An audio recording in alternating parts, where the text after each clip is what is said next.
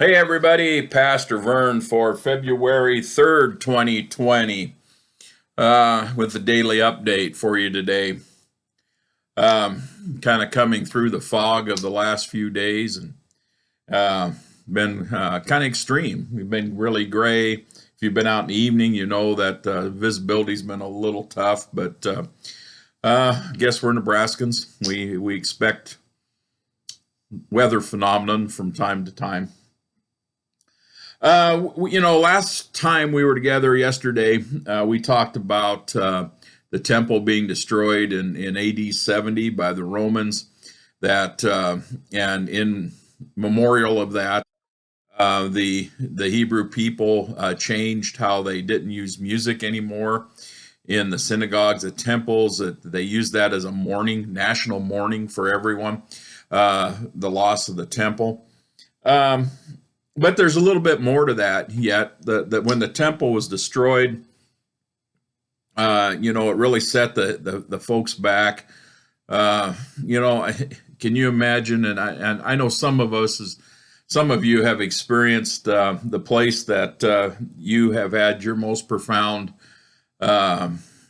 faith moments in has either been destroyed or abandoned or changed to something else, and there's a little bit that pulls at your heartstrings when that happens. I know some of you, there are several folks that have experienced fires in their churches that consume them. There's the change in the way we do things, and sometimes churches have to combine, and they have to some groups have to leave their buildings behind, and it's a difficult thing.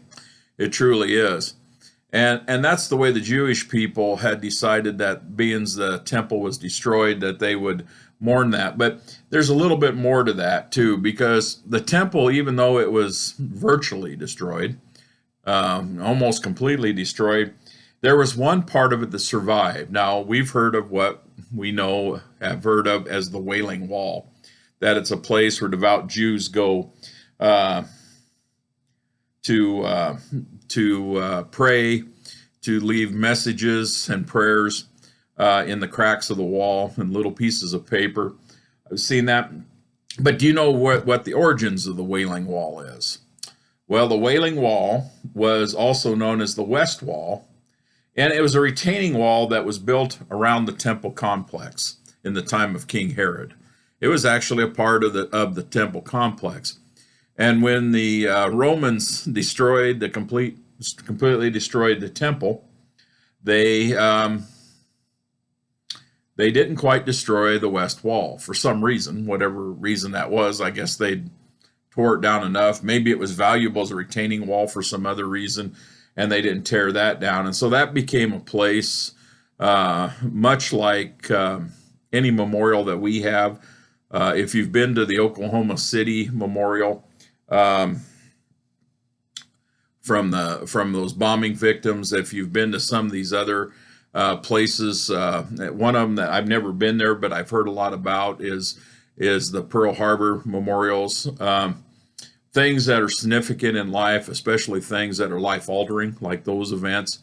Often there's some memorial put up to them, and that's kind of what the Wailing Wall is. It's a connection between the days when the temple thrived in the times of Jesus and a few years after that.